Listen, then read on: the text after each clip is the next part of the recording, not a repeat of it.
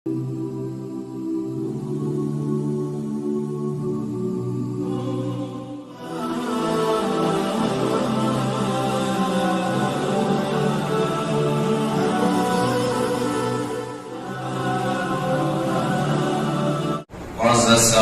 کرام، عزیزان گرامی، تمام تعریفیں اس رب کائنات کے لیے سزاوار ہیں جس رب کائنات نے ہم تمام کو بطور امتحان دنیا میں بھیجا ہے۔ محسوس ہی نہیں ہوا رمضان کے 8 روزے گویا کہ ختم ہونے کے قریب ہیں۔ پہلی دوسری تراویح میں مسجدیں بھر کر اوپر بھی لوگ چلے گئے تھے۔ 8 دن کے اندر ہی مسلمانوں نے اللہ سے کہہ دیا کہ شروع کے 2-3 روزے 2-3 تراویح ہمارے لیے کافی ہیں، ہمیں سب کچھ مل گیا۔ حالانکہ 11 مہینے کے انتظار کے بعد اللہ تعالی رمضان کا مہینہ لاتا ہے، اور قسمت والوں کو ہی اللہ تعالیٰ یہ مہینہ عطا کرتا ہے۔ اس کی تیاری اللہ کے نبی علیہ السلام 2 مہینے پہلے سے کیا کرتے تھے۔ تو اتنا بڑا عظیم مہینہ، برکتوں والا مہینہ جب ہمارے زندگیوں میں اللہ لایا ہے تو ہمیں اس کی قدر کرنا چاہیے۔ رمضان ہو، رمضان غیر رمضان کی طرح اگر ہم گزاریں گے تو پھر رمضان سے فائدہ حاصل نہیں کریں گے۔ روزے کا جو مقصد قرآن میں اللہ نے بیان کیا، روزانہ ہمیں دیکھنا چاہیے، آزمانا چاہیے۔ سونے سے پہلے احتساب کرنا چاہیے کہ جس چیز کو اللہ روزے سے چاہ رہے ہیں وہ چیز روزانہ میرے اندر بڑھ رہی ہے یا گھٹ رہی ہے، یا جیسی حالت رمضان سے پہلے تھی ویسی ہی ہے۔ روزانہ اپنا حساب لیں، رمضان کا مقصد مجھے حاصل ہو رہا نہیں ہو رہا، میرے اندر وہ چیز آ رہی نہیں آ رہی جس چیز کو لانا اللہ تعالیٰ پسند کرتے ہیں، چاہتے ہیں رمضان سے، روزوں سے۔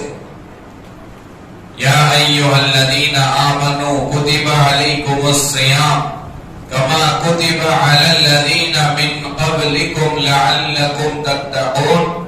اللہ تعالیٰ روزوں سے ہمارے اندر اللہ کا ڈر لانا چاہتے ہیں، اللہ کا خوف لانا چاہتے ہیں کہ بندہ روزہ رکھ کر اللہ سے ڈرنے والا ہو جائے۔ روزے میں اللہ کا ڈر زیادہ پیدا ہوتا ہے۔ بند کمرے میں پانی پیتا نہیں بندہ، کیوں؟ کیونکہ وہ اللہ سے ڈرتا ہے۔ بند کمرے میں کوئی نہیں دیکھ رہا، وہ کھاتا نہیں کیونکہ اللہ کا ڈر اس کے دل میں آ رہا ہے روزے سے۔ تو 8 دن رمضان کے گزر گئے، 8واں روزہ آج کا ہے۔ کیا ان 8 دنوں میں میرے اندر اللہ کا ڈر آیا؟ ہم سوچیں، رمضان سے پہلے جو حالت، جو کیفیت میری تھی، آج بھی وہی حالت، وہی کیفیت میری ہے، تو پھر ان 8 روزوں سے مجھے کچھ حاصل نہیں ہوا۔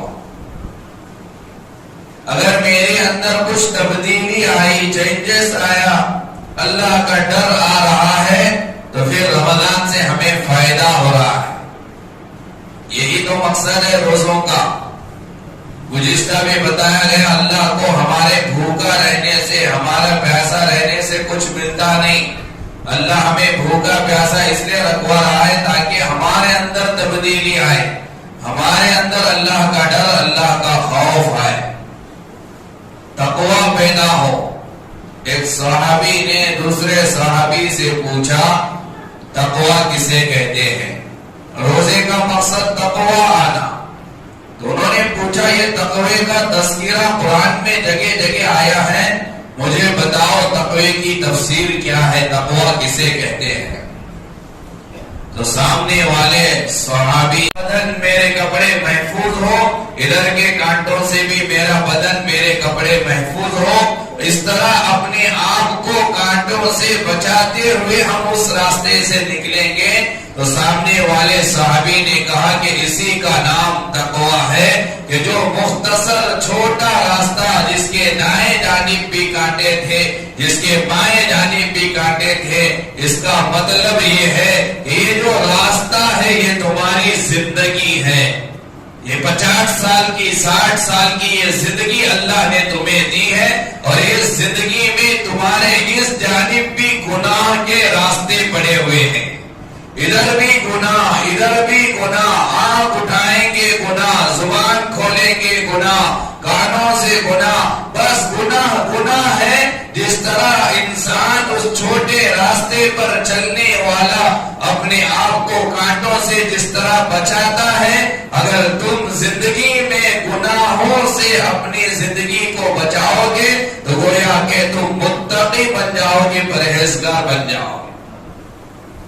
ایک اللہ کے ولی نے کہا اگر تم اللہ کے ولی بننا چاہتے ہو ایک کام کرو بس، اور وہی کام روزوں سے بھی ہمیں چاہا جا رہا ہے۔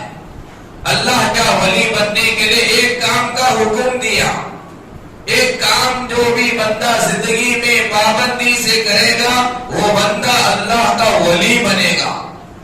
بہت سارے کام نہیں بتائے، اللہ کے نبی علیہ السلام نے فرمایا، حدیث میں ہے، ایک کام کرو گے دنیا میں سب سے زیادہ، لوگوں میں سب سے زیادہ متقی کہلاؤ گے، پرہیزگار کہلاؤ گے، عابد کہلاؤ گے۔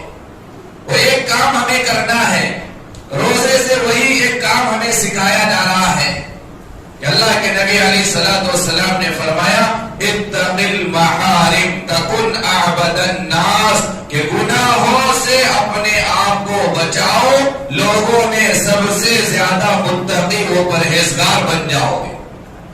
گناہوں سے اپنی زندگی کو پاک رکھو، اپنے آپ کو پاک رکھنے کے لیے، اپنے آپ کو پاک بنانے کے لیے اللہ رمضان کا مہینہ لایا، روزے لایا۔ لعلکم تتقون کا مطلب ہی یہ ہے کہ تمہاری زندگی پاک و پوتر ہو جائے، تمہاری زندگی گناہوں سے بچنے والی ہو جائے۔ اللہ کا ڈر پیدا کرنا یہ رمضان کا مقصد ہے۔ ہمارے اکابرین اسلاف کی زندگیاں اٹھا کر دیکھیں، رمضان المبارک کے مہینے ہی میں نہیں، پوری زندگی وہ گناہوں سے بچتے تھے۔ آج ہم نے سمجھ لیا کہ صرف رمضان میں گناہوں سے بچنا ہے۔ ابھی 2-4 دن پہلے ایک واقعہ آیا، ابھی حال ہی کا ایک واقعہ کتاب لکھا گیا تھا کشکول ایپ میں۔ جرمنی لڑکی آفس میں کام کرتی تھی، اس کے بازو میں ایک مسلمان لڑکا تھا آفس میں، وہ بھی کام کرتا تھا، دونوں مل کر کام کرتے تھے آفس میں۔ تو جرمنی لڑکی نے رمضان کے مہینے میں اس مسلمان لڑکے سے پوچھا، رمضان میں تم صبح سے شام تک کھاتے نہیں ہو، پیتے نہیں ہو، ایک بہت بڑا کام تم کرتے ہو۔ اس مسلمان لڑکے نے جرمنی ہندو لڑکی سے، غیر مسلم لڑکی سے جواب میں کہا کہ رمضان میں ہم صرف کھانا پینا نہیں چھوڑتے، ہم جھوٹ بولنا بھی چھوڑتے ہیں، جھگڑے کرنا بھی چھوڑتے ہیں، گالی دینا بھی چھوڑتے ہیں، ہم کسی کی برائی کرنا بھی چھوڑ دیتے ہیں۔ یعنی ہر برے کام سے مسلمان رمضان میں بچتے ہیں۔ یہ وہ مہینہ ہے جس میں مسلمان برائی نہیں کرتا۔ اس جرمنی لڑکی نے بڑا عجیب جواب دیا مسلمان لڑکے سے، واقعی سوچنے والی بات ہے، غور کرنے والی بات ہے۔ اس جرمنی لڑکی نے مسلمان لڑکے سے کہا، اوہو مسلمانوں کے تو بڑے مزے ہیں، تمہارے تو بڑے مزے ہیں۔ مسلمان لڑکے نے پوچھا کیا بات ہے، ہمارے کیسے مزے؟ اس جرمنی لڑکی ہندو لڑکی نے کہا، بس 12 مہینے میں ایک مہینہ جھوٹ بولنا چھوڑ دینا، ایک مہینہ گالی دینا چھوڑ دینا، ایک مہینہ جھگڑے کرنا چھوڑ دینا، ایک مہینہ گناہ چھوڑ دینا،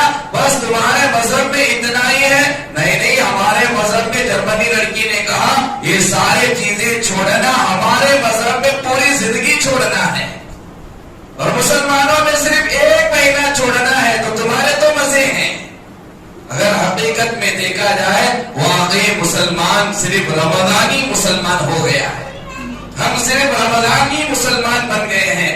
رمضان میں جھوٹ نہیں بولتے، غیر رمضان میں جھوٹ بولتے ہیں، رمضان میں جھگڑے نہیں کرتے، غیر رمضان میں جھگڑے کرتے ہیں، رمضان میں کسی کی برائی نہیں کرتے روزے کی وجہ سے، رمضان کی وجہ سے، لیکن رمضان کے ختم ہونے کے بعد پھر وہی گناہوں میں پڑ جاتے ہیں، جس سے جرمنی لڑکی نے کہا 11 مہینے تم گناہ کرتے ہو، تمہیں کوئی اثر نہیں ہوتا، صرف ایک مہینہ تم دور رہتے ہو، تمہارے تو مزے ہیں۔ حالانکہ ہماری شریعت یہ کہتی ہے، رمضان ہمیں یہ سبق دیتا ہے، رمضان کی طرح پوری ہماری زندگی بنے۔ اللہ کا ڈر جس طرح رمضان میں روزے کی حالت میں ہمیں نصیب ہوا، پوری زندگی ہر وقت ہمیں نصیب ہو۔ امام زین العابدین رحمت اللہ علیہ کے بارے میں لکھا ہے، کیسا ڈر تھا ہمارے اسلاف کا، اکابرین کا، وہ ڈر ہمیں روزہ ہمارے اندر لانا چاہتا ہے۔ امام زین العابدین رحمت اللہ علیہ جب حج کے لیے روانہ ہوتے، احرام کے کپڑے پہن لیتے، اور جب احرام باندھنے کا وقت آتا، تلبیہ زبان سے نکلتا، لبیک اللہم لبیک لبیک لا شریک لک لبیک ان الحمد والنعمت لک والملک، لکھا ہے کتاب میں، ایسا ڈر امام زین العابدین کے دل میں پیدا ہوتا تھا، زبان سے تلبیہ نکلتا تھا، اللہ کا ڈر طاری ہو جاتا تھا۔ جس سواری پر سوار ہوتے تھے، جس سواری پر سوار تھے، اللہ کے ڈر کی وجہ سے کپ کپی طاری ہو جاتی، پسینہ نکلتا، کپ کپی کی حالت میں سواری سے گر کر زمین پر گر جاتے۔ لوگوں نے حضرت امام زین العابدین سے پوچھا، حج کے لیے جا رہے ہو، احرام باندھے ہو، تلبیہ پڑھنے کے وقت تمہاری حالت کیوں بدلتی ہے؟ حضرت امام زین العابدین نے جواب دیا، میں جانتا ہوں حج کے لیے جا رہا ہوں، حج بڑا عمل ہے، لیکن مجھے ڈر اس بات کا ہے کہ میرے اس حج کو، میرے اس احرام کو، میرے اس حج کے ارکان کو اللہ قبول کرے گا نہیں قبول کرے گا، اس لیے میں ڈرتا ہوں، اس لیے مجھے ڈر لگتا ہے۔ ہمیں بھی ڈرنا چاہیے کہ ہمارے روزے اللہ قبول کر رہا ہے یا نہیں کر رہا ہے، ہماری تراویح قبول ہو رہی ہے نہیں ہو رہی، ہمیں کوئی احساس نہیں ہے، ہمیں کوئی ڈر پیدا نہیں ہو رہا ہے۔ رمضان اللہ کے ڈر کو پیدا کرنے کے لیے آیا ہے۔ ہم اللہ سے ڈرتے تھے، ہمارے اسلاف، ہمارے اکابرین، اولیاء کرام کی زندگیاں اٹھا کر دیکھیں کیسا ڈر تھا اللہ کا۔ امام احمد بن حنبل رحمت اللہ علیہ کی خدمت میں ایک عورت آئی مسئلہ پوچھنے کے لیے، ایک مسئلہ معلوم کرنا چاہتی تھی۔ اس نے آ کر بڑا عجیب مسئلہ پوچھا۔ اس نے امام احمد بن حنبل سے کہا، میں اونٹ صاف کر کے بازار میں بیچتی ہوں، اونٹ کی صفائی رات میں کرتی ہوں، دن میں جا کر بازار میں یہ اونٹ میں فروخت کرتی ہوں، بیچتی ہوں۔ مجھے مسئلہ یہ معلوم کرنا ہے کہ رات کی اندھیری میں دیا جلا کر اونٹ صاف کرنا شروع کرتی ہوں، جب دیا میں تیل ختم ہو جاتا ہے تو میرے پاس تیل نہیں ہوتا اونٹ صاف کرنے کے لیے، تو میں گھر سے باہر نکل کر چاند کی چاندنی میں، چاند کی روشنی میں اونٹ صاف کرتی ہوں اور پھر بازار میں بیچتی ہوں۔ امام احمد بن حنبل نے پوچھا، مسئلہ کیا معلوم کرنا ہے؟ اس عورت نے کہا کہ مجھے مسئلہ یہ معلوم کرنا ہے شریعت کا کہ میں جب بازار میں بیچنے کے لیے بیٹھتی ہوں تو کیا گراہک کو یہ بتانا ضروری ہے کہ یہ وہ اون ہے جسے میں دیے کی روشنی میں صاف کی ہوں، اور یہ وہ اون ہے جو میں چاند کی روشنی میں صاف کی ہوں، یہ بتا کر بیچنا ضروری ہے یا بغیر بتائے کہ بھی میں بیچ سکتی ہوں؟ امام احمد بن حنبل نے پوچھا، کیونکہ چاند کی روشنی میں صاف کرنا اور دیے کی روشنی میں صاف کرنے میں کوئی فرق ہوتا ہے؟ اس عورت نے کہا کہ ہاں فرق ہوتا ہے۔ فرق یہ ہوتا ہے کہ دیے کی روشنی میں صاف کیا ہوا اونٹ زیادہ صاف ہوتا ہے، چاند کی روشنی کیونکہ تھوڑی مجھے ملتی ہے جس سے اون اچھے سے صاف نہیں ہوتا تو صاف، وہ بھی اون صاف تو ہوتا ہی ہے لیکن اچھا صاف دیے کی روشنی والا ہوتا ہے۔ امام احمد بن حنبل نے کہا ہاں تجھے ضروری ہے کہ تو گراہک کو بتائیں کہ یہ وہ اون ہے جو دیے کی روشنی میں صاف کیا ہوا ہے اور یہ وہ اون ہے جو چاند کی روشنی میں صاف کیا ہوا ہے، بتا کر دینا، بتا کر بیچنا تیرے لیے ضروری ہے۔ اور عورت مسئلہ معلوم کر کے چلی گئی۔ امام احمد بن حنبل رحمت اللہ علیہ نے کہا میری پوری زندگی میں یہ پہلا مسئلہ ہے جو اتنا تقوی والا ہے کہ اس عورت کے علاوہ کسی نے آج تک ایسے تقوی والا مسئلہ کسی نے مجھ سے معلوم نہیں کیا۔ کتنا وہ اللہ سے ڈرتی تھی کہ اگر میں بتا کر نہ دوں کہیں میرے نام اعمال میں گناہ نہ لکھا جائے، کہیں دھوکے کا گناہ مجھے نہ ملے، اس ڈر سے اس نے مسئلہ معلوم کیا۔ امام احمد بن حنبل رحمت اللہ علیہ کے بیٹے تھے، بیٹے کو بلا کر امام احمد بن حنبل نے کہا جاؤ اس عورت کا پیچھا کرو، مجھے معلوم یہ ہو رہا ہے، مجھے محسوس یہ ہو رہا ہے کہ یہ عورت کسی ولی کے گھرانے کی ہوگی، کسی اچھے گھرانے کی یہ عورت ہوگی، جاؤ جا کر تحقیق کرو کس گھر کی یہ عورت ہے جو اتنا تقوی والا مسئلہ معلوم کرنے کے لیے میرے پاس آئی۔ اب ان کے بیٹے گئے پیچھے، جا کر معلوم کیا تو معلوم ہوا کہ اس زمانے کے بہت بڑے ولی حضرت بشر حافی رحمت اللہ علیہ کی بہن تھی۔ حضرت بشر حافی کی بہن تھی جو اتنا تقوی والا مسئلہ معلوم کرنے کے لیے امام احمد بن حنبل کے پاس آئی تھی۔ روزے کا یہی مقصد ہے کہ ہمارے زندگی میں تقوی آئے، اللہ کا ڈر آئے، ہم اللہ سے ڈرنے والے بنے، چھوٹے چھوٹے کام جو ہم زندگی میں کرتے ہیں شریعت کے مطابق کرنے والے بنے، علماء سے معلوم کر کے کرنے والے بنے، رب چاہی زندگی گزارنے والے بنے، من چاہی زندگی سے نکلنے والے بنے۔ یہی مقصد ہے رمضان کا روزوں کا کہ ہماری زندگیاں بدلے، ہماری زندگیوں میں تبدیلی آئے، اللہ کا ڈر آئے، اللہ کا خوف آئے۔ رمضان میں بھی اگر اللہ کا ڈر نہیں آیا پھر وہ کون سا مہینہ ہے جس میں اللہ کا ڈر آئے گا، پھر وہ کون سا دن ہے جس میں اللہ کا ڈر آئے گا؟ ایسے مبارک مہینے میں جس مہینے میں شیطانوں کو بھی قید کیا جاتا ہے، ایسے دنوں میں اللہ کی رحمت متوجہ ہوتی ہے، اللہ تعالیٰ آسمان پہ آ کر اعلان کرتا ہے، اللہ معاف کرنا چاہتا ہے، اللہ ہمیں ہدایت دینا چاہتا ہے۔ ایسے مبارک مہینے میں بھی ہم نے اپنی زندگیوں میں توبہ نہیں کیے، ہم اپنی زندگی کو نہیں بدلے، پھر کوئی ایسا مہینہ ہمیں ملے گا نہیں جس مہینے میں ہماری مغفرت ہوگی، ہمارے اندر تبدیلی آئے، اللہ کا ڈر آئے۔ امام احمد بن حنبل ہی کا واقعہ کتاب میں لکھا ہے، کیسا ڈرتے تھے ہمارے اکابرین اللہ سے۔ امام احمد بن حنبل رحمت اللہ علیہ کے بیٹے تھے محدث، حدیث پڑھانے والے، وہ بھی اللہ والے تھے۔ امام احمد بن حنبل بھی اللہ والے، لیکن امام احمد بن حنبل کا تقوی بہت زیادہ تھا، بہت زیادہ اللہ سے ڈرتے تھے۔ امام احمد بن حنبل کے بیٹے محدث تھے، حدیث پڑھاتے تھے، بیت المال سے انہیں تنخواہ ملتی تھی، ان کا جو پیمنٹ ملتا تھا وہ بیت المال سے ملتا تھا۔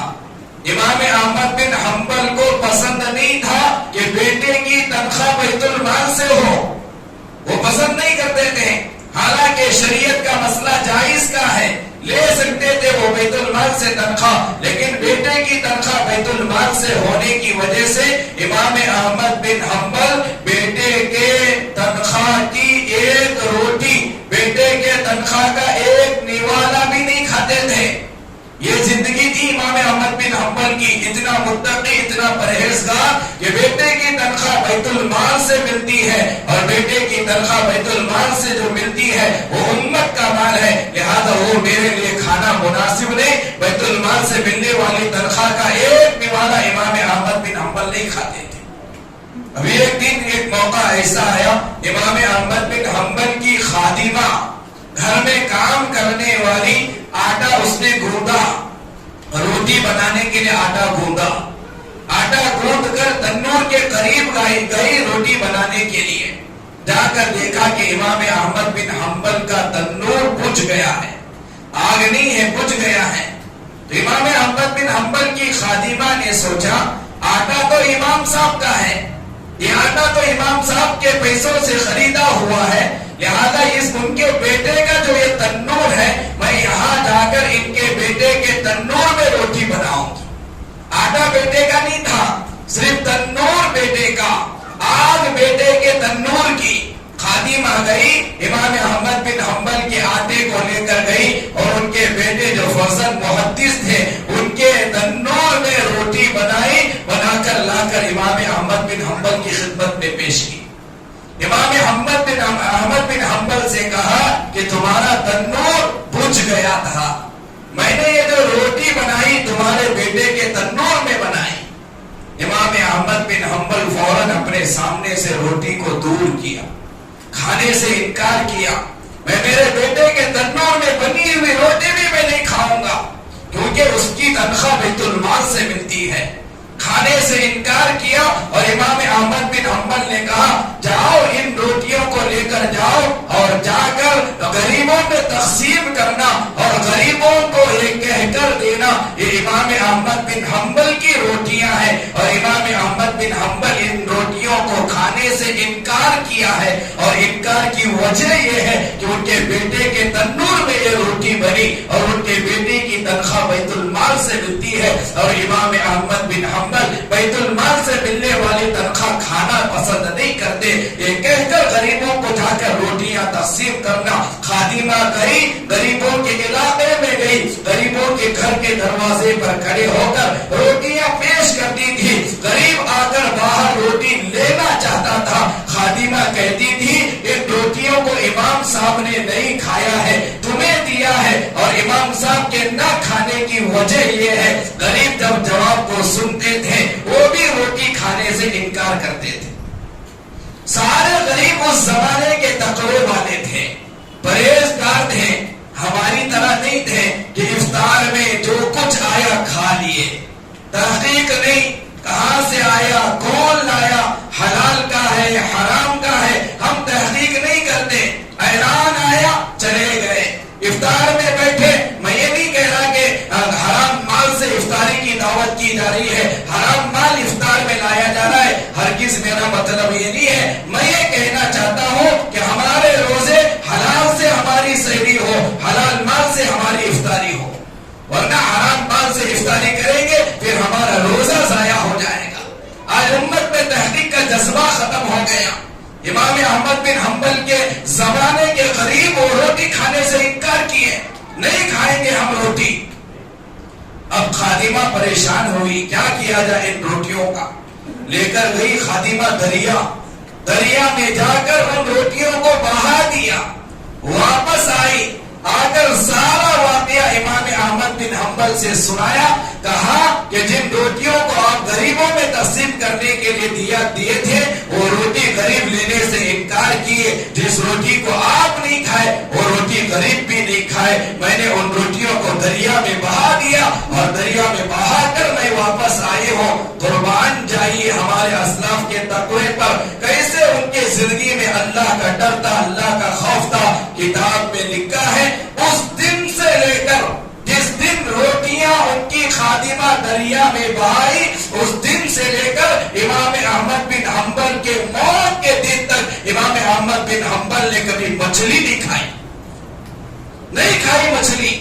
کہا کہ وہ روٹیاں کوئی مچھلی کھائی ہو اور وہ مچھلی میرے گھر آئے، میرے دسترخوان پر آئے اور وہ میرے پیٹ میں چلے جائے، ایسے مشتبہ کھانا کھانے سے میری عبادت میں فرق آ جائے، میرے نماز میں فرق آ جائے، میرے تقوی میں فرق آ جائے۔ لہذا موت تک امام احمد بن حنبل مچھلی کھانا چھوڑ دیا۔ یہ تھا تقوی اکابرین کا، اسلاف کا۔ ایسا ڈر تھا ہمارے اکابرین میں، وہ ڈر رمضان کے مہینے میں اللہ ہمارے اندر لانا چاہتا ہے۔ ہم جانتے پرکھے سوچے روزانہ ہم روزہ رکھ رہے ہیں، ہمارے دلوں میں اللہ کا ڈر آ رہا ہے نہیں آ رہا ہے، دیکھنا چاہیے۔ ایک بہت بڑا کسان تھا جس کی بے شمار زمینیں تھی، وہ زمینوں کا مالک تھا، بہت سارے خادم اس کے زمین میں آ کر کام کرتے تھے۔ اکابرین میں دیکھیں، وہ ڈر ہمیں پیدا کرنا ہے رمضان کے مہینے میں، لہذا اس کے زمین میں بے شمار کسان کام کرتے تھے، مزدوری کرتے تھے۔ اب اس زمیندار کو معلوم ہوا کہ اس کے کھیت میں، اس کے زمین میں کام کرنے والے ایک خادم کی بیوی بڑی خوبصورت ہے، بڑی اچھی ہے۔ جیسے ہی زمیندار کو معلوم ہوا، مالک کو معلوم ہوا، اب اس کی نیت بگڑی، نیت میں فتور آیا۔ اس نے اس خادم کو، اس کام کرنے والے کاشتکار کو بلا کر کہا کہ فلاں وقت میں تمہیں بھی، تمہاری بیوی کو، تمہارے بچوں کو میرے گھر میں دعوت ہے، کھانے کے لیے آ جانا۔ مالک کی دعوت خادم مزدور کیسے انکار کر سکتا ہے؟ بڑا خوش ہوا، دعوت قبول کیا۔ مالک کی غلط نیت کو، بری نیت کو خادم جانتا نہیں تھا۔ اس وقت میں بیوی بچوں کے ساتھ مالک کے گھر کھانے کے لیے چلا گیا۔ اب جیسے ہی کھانے کے لیے چلا گیا، مالک اس مزدور کو بلا کر کہا جاؤ فلاں کھیت میں جا کر فلاں کام کر کے آنا۔ کام کا حکم دیا، مالک کا حکم تھا، انکار نہیں کر سکتا تھا۔ چلے گیا مزدور کام کے لیے۔ اب اس نے موقع کو غنیمت سمجھ کر اپنے گھر کے سارے دروازے بند کر دیے، بند کر کے اس مزدور کی بیوی کے قریب گیا، زنا کی نیت سے، بدکاری کی نیت سے قریب گیا۔ سارے دروازے بند ہیں، وہ تنہا ہے، اس کی بیوی ہے مالی مزدور کی۔ قریب جیسے ہی گیا، بری نیت سے تو اس عورت سے کہا تمہارا شوہر چلے گیا ہے فلاں کھیت میں کام کرنے کے لیے، سارے دروازے بند ہیں، اب صرف میں ہوں، تم ہو، آؤ غلط کام کریں گے، خواہش میری پوری کر دیتا ہوں۔ اس عورت کے دل میں اللہ کا ڈر تھا، تقویٰ تھا، وہ عورت پرہیزگار تھی۔ اس عورت نے اس مالک سے کہا ایک دروازہ کھلا ہے، ایک دروازہ ابھی بند نہیں ہوا۔ اب یہ مالک سارے دروازوں کو دیکھا اور پھر وہ عورت سے کہا کیا بول رہی ہو، دیکھ سارے دروازے بند ہیں۔ اس عورت نے کہا نہیں نہیں، ایک دروازہ کھلا ہے جو کبھی بند ہونے والا نہیں ہے، جو کسی کے بند کرنے سے بند نہیں ہوتا۔ مالک نے کہا کہ وہ کون سا دروازہ ہے؟ اس عورت نے کہا وہ میرے اور میرے اللہ کے درمیان کا دروازہ ہے، وہ میرے اور میرے اللہ کے درمیان کا دروازہ ہے۔ لا تأخذہ سنۃ ولا نوم، جو نہ اونگتا ہے، جو نہ سوتا ہے، علیم بذات الصدور، ہمارے دلوں میں پیدا ہونے والے خیالات کو بھی جاننے والا اللہ ہے۔ اس اللہ کا دروازہ کبھی بند نہیں ہوتا، وہ تیرے اور تیرے اللہ کے درمیان کا بھی دروازہ ہے، میرے اور میرے اللہ کے درمیان کا بھی دروازہ ہے جو کبھی بند ہونے والا نہیں ہے۔ اس اللہ سے ڈر اور اس برے کام سے باز آ جا۔ لکھا ہے کتاب میں، اس آدمی کے دل میں، اس مالک کے دل میں ڈر پیدا ہوا اللہ کا، اس نے زنا سے باز آیا، اس عورت کو آزاد کیا۔ جب اللہ کا ڈر ہوتا ہے تو پھر تنہائی میں بھی انسان گناہوں سے بچتا ہے، خلوت میں بھی انسان گناہوں سے بچتا ہے۔ رمضان کا مقصد ہمارے زندگیوں میں تبدیلی آنا، ہمارے زندگیوں میں اللہ کا ڈر آنا، اسی لیے رمضان اللہ ہمیں عطا کیا۔ 8 روزے ختم ہونے کے قریب ہیں، ہم دعا کریں اللہ کا ڈر پورے رمضان میں ہمارے اندر آ جائے۔ ہماری مسجدیں روزانہ کم ہو رہی ہیں، ہماری صفیں کم ہو رہی ہیں۔ افسوس ہوتا ہے شروع میں نماز کے لیے جگہ نہیں ملتی تھی مسجدوں میں، اب آخری صفیں خالی ہونا شروع ہو گئی۔ کیا شروع کے 2-3 دن کا نام ہی رمضان ہے؟ کیا شروع کے 2-3 دن تراویح پڑھ لینے سے اللہ ہمیں بخش دے گا، معاف کرے گا؟ نہیں میرے دوستو، اگر ہم شروع میں تراویح پڑھ کر اگر اب ہم تراویح سے دور ہو رہے ہیں، روزوں سے دور ہو رہے ہیں، یاد رکھنا تم دور نہیں ہو رہے ہو بلکہ اللہ تمہیں محروم کر رہا ہے۔ جب اللہ کسی سے ناراض ہوتا ہے، یہ مسئلہ یاد رکھیں، اللہ جب کسی سے ناراض ہوتا ہے اللہ لقمہ چھینتا نہیں، اللہ پانی نہیں چھینتا، اللہ عبادت کی توفیق سے محروم کر دیتا ہے۔ اگر ہماری تراویح چھوٹ رہی ہے اللہ کے ناراض ہونے کی علامت، اگر ہمارا روزہ چھوٹ رہا ہے اللہ کے ناراض ہونے کی علامت۔ اللہ ناراض ہے اس لیے اللہ ہمیں تراویح کی توفیق نہیں دے رہا، اللہ ناراض ہے ہمیں روزے کی توفیق نہیں دے رہا، اللہ ناراض ہے ہمیں سچ بولنے کی توفیق نہیں دے رہا۔ اللہ تعالیٰ راضی ہوتا ہے، اللہ عبادت کی توفیق دیتا ہے، اللہ ناراض ہوتا ہے تو اللہ تعالیٰ عبادت کی توفیق چھین لیتا ہے۔ ایک واقعہ لکھا ہے کہ نماز پڑھنے کے لیے تہجد کی نماز پڑھنے کے لیے آئے تو دیکھا کہ ایک جوان نماز کے لیے کھڑا تھا اور ان کے دل میں ایک چھوٹا سا ایک خیال آیا کہ یہ جوان دکھاوے کے لیے نماز پڑھ رہا ہے. بس اتنا خیال آیا, یہ جوان دکھلاوے کے لیے نماز پڑھ رہا ہے. اتنی برائی دل میں پیدا ہوئی, اللہ تو ان کے دل میں یہ برائی کا آنا پسند نہیں آیا. کتاب میں لکھا ہے اللہ 40 دن تک تہجد کی نماز سے انہیں محروم رکھا. 40 دن تک نماز, تہجد کی نماز کی انہیں توفیق نہیں ہوئی بزرگ کو. بعد میں انہیں خیال آیا کہ روزانہ رات میں نیت کر کے سوتا ہوں تہجد کی نماز پڑھنے کی, لیکن تہجد کی نماز کے لیے آنکھ کیوں نہیں کھلتی؟ 40 دن سے نماز میری تہجد کی نہیں ہوئی. بعد میں خیال آنے پر معلوم ہوا کہ اس وقت میں ایک گناہ ہوا تھا کہ میں نے ایک مسلمان کے ایک عمل کو چھوٹا سمجھا تھا, حقیر سمجھا تھا, دکھلاوے کے لیے کرنے والا سمجھا تھا, جس کی وجہ سے اللہ عبادت کی توفیق کو چھین لیا. تو اللہ عبادت کی توفیق کو چھین لیتا ہے.